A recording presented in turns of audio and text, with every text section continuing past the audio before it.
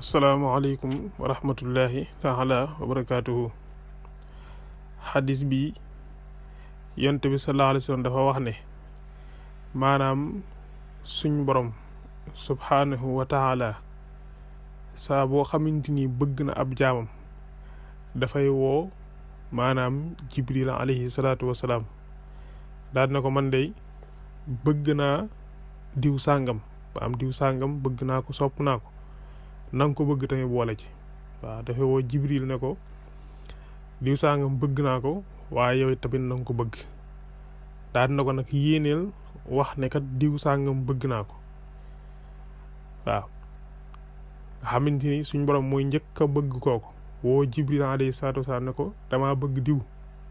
waaw te nanga ko bëgg su ko defee jibril daal di koy bëgg su ko defee jibril daal di yéene tamit ci maanaam goxe asamaan yi wax ne kat yëg leen ne yàlla bëgg na diw su ko defee tamit waa asamaan ñëpp daal di koy bëgg bu ko defee nag mu daal di yëgle tamit ci waa pàkki suuf ñëpp yëgal leen ne leen yàlla bëgg na diw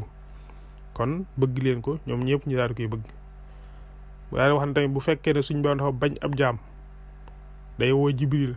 ne ko xamal ne diw sàngam day dama ko bañ lool waaw te ko moom mere la te maanaam jaam boo xam rëbb naa ko su ko defee ne ko nanga ko bañ su ko defee jibril daal di koy bañ su ko defee nag jibril daal di yéene ci pàkki asamaan yi wax ne diw maanaam doomi diw ak diw yàlla rëbb na ko tey bañ na ko kon nag yéen ñëpp nañ ko bañ waa asamaan ñëpp daal di koy bañ su ko defee tamit waa pàkki suuf tamit noonu ñëpp daal di koy bañ xadis baa ngi nekk ci maanaam riyaadu saalihin asalaamaaleykum wa rahmatullahi taala wa barakaatuhu